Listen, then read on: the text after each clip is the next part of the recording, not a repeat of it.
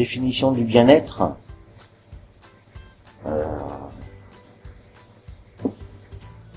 le bien-être animal. Eh ben, le bien-être animal...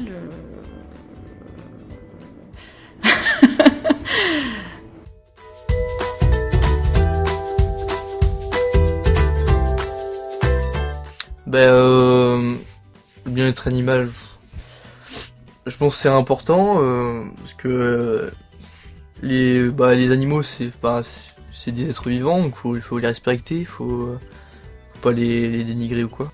Que mes animaux soient en bonne santé, qu'ils produisent beaucoup et soient propres.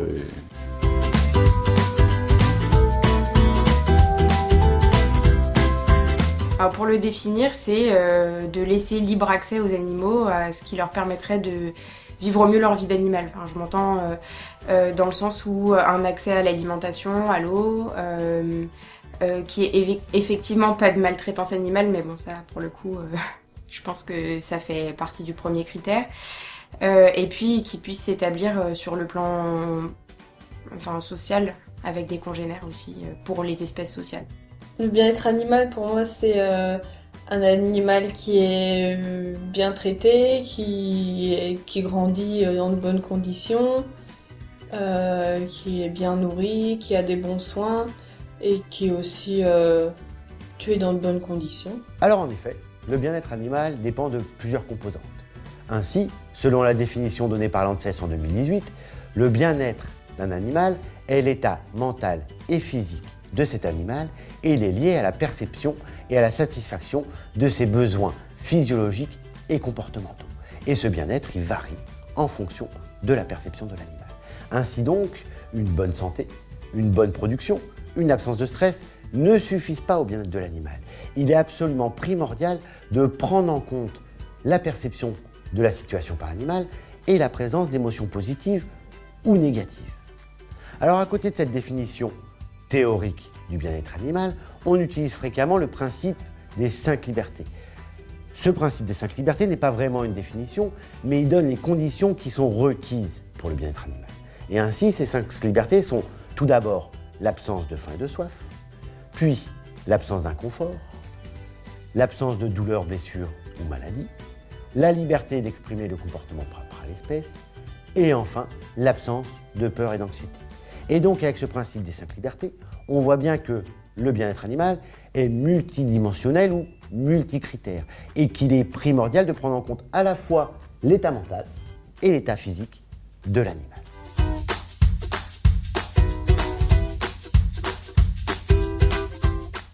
Pour la qualité, et puis on n'est pas des sauvages non plus, hein. On n'est pas obligé de maltraiter un animal. Ça n'apporte rien, puis au contraire, ça abîme en termes de production de viande. Un animal qui sera pas bien traité sera moins bien, de moins bonne qualité qu'un animal qui a été bien nourri. Si vous respectez pas, vous n'avez pas de gain ni de production. Parce que ça doit sûrement se ressentir au niveau de la qualité de la viande et puis parce qu'il y en a beaucoup quoi, donc c'est important qu'il y ait beaucoup d'animaux bien traités. Déjà parce que les animaux de production c'est comme les autres, hein, ils ont besoin d'être câlinés et pas malmenés. Donc je pense que tous les animaux, ils ont droit à une sorte un respect en tout cas de leurs conditions d'élevage.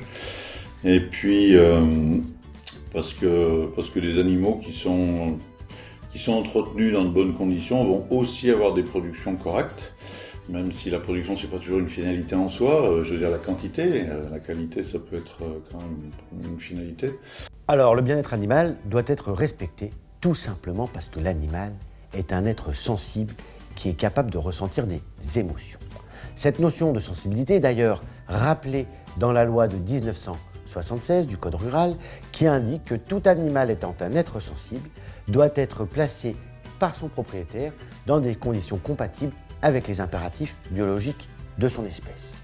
Alors, si cette notion de sensibilité et d'émotion est à la base du bien-être animal, le bien-être animal est aussi important et doit être respecté parce qu'il est favorable à une bonne production. Ainsi, on observe que face à une dégradation du bien-être de l'animal, on a généralement un ralentissement des performances. De même qu'à l'abattoir, l'animal qui subit un stress trop important aura une dégradation de la qualité de sa viande. Donc le bien-être de l'animal doit être respecté pour l'animal, car c'est un être sensible, mais également car il est favorable à la production.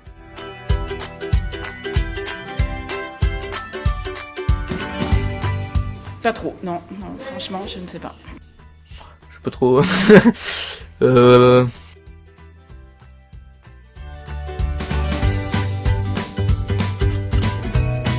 Avec des vétérinaires, des questionnaires et effectivement l'analyse de l'environnement.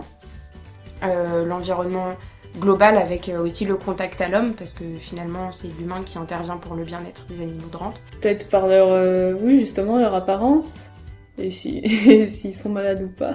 L'observation des animaux, je pense que c'est une bonne méthode d'évaluation du bien-être animal. Je pense qu'avec nos 2 yeux, on peut faire pas mal de choses quand même. Alors pour l'évaluation du bien-être animal, nous avons vu que le bien-être de l'animal est multicritère. Et donc il est absolument nécessaire que l'évaluation s'intéresse à l'ensemble des critères du bien-être animal. Deuxièmement, nous avons vu que le bien-être d'un animal dépendait de sa propre perception. Et donc il est absolument nécessaire d'utiliser des indicateurs qui sont liés à l'observation des animaux, et donc des indicateurs basés sur les animaux. On distingue globalement 3 grands types d'indicateurs basés sur les animaux. Des indicateurs sanitaires, liés par exemple à l'état corporel de l'animal, la présence de lésions. Deuxièmement, des indicateurs comportementaux, qui sont liés là directement à l'observation de son comportement alimentaire, son comportement de couchage, ou encore son comportement social avec son congénère. Et enfin, troisièmement, des indicateurs liés à la production de l'animal, donc que ce soit par exemple la production d'œufs, ou la production de lait, ou encore la croissance de ces animaux. Et donc, il faut bien se baser sur des indicateurs qui sont liés aux animaux et qui nous dévoilent véritablement son bien-être.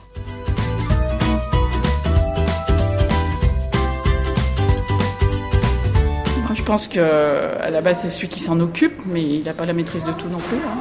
Hein. Déjà, pour les animaux de rente, c'est l'éleveur, qui est quand même le premier intermédiaire de l'animal, enfin, récurrent en tout cas. Après, effectivement, les vétérinaires, puisque ça peut être de l'ordre du conseil, de la mise en garde et puis du soin, parce que quand on soigne, on est censé quand même apporter du bien-être. Et puis les intermédiaires qui sont plus peut-être les industriels, comme ceux qui vendent la nourriture, qui gravitent autour, donc les inséminateurs par exemple. Les personnes qui s'occupent du transport des animaux, puisque pour limiter le stress. Alors effectivement, l'éleveur est le premier artisan du bien-être animal puisqu'il est en contact tous les jours de ces animaux. Mais il y a un certain nombre d'acteurs qui doivent interagir ensemble pour améliorer le bien-être animal. C'est donc l'éleveur, mais aussi les vétérinaires, l'ensemble des professionnels de l'élevage, les ingénieurs, les techniciens. Mais il ne faut pas oublier les pouvoirs publics avec notamment les services vétérinaires, les industriels qui vont commercialiser les produits et enfin les associations de protection animale. Et donc tous ces gens-là doivent travailler main dans la main dans le but d'améliorer le bien-être de nos animaux d'élevage.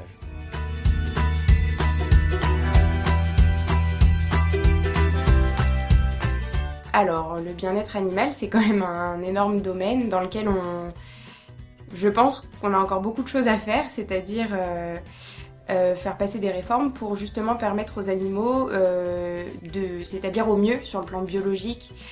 Et puis maintenant qu'on arrive à peu près à savoir que les animaux ressentent la douleur, etc., donc d'améliorer au mieux leur confort et leur milieu de vie. Ce qu'il faut retenir, c'est donc que le bien-être animal est un large domaine et qu'il faut encore l'améliorer. Et donc c'est bien la volonté du ministère de l'Agriculture qui a élaboré la stratégie pour la France pour le bien-être animal 2016-2020 et qui a la volonté de placer le bien-être animal au cœur d'une activité durable de nos élevages. Et c'est donc la raison pour laquelle le ministère a créé le CNR, le Centre national de référence pour le bien-être animal, l'année dernière, et a créé cette année une convention avec VetAgroSup, le campus vétérinaire, en vue d'améliorer le bien-être animal et notamment la formation au bien-être animal dans nos établissements.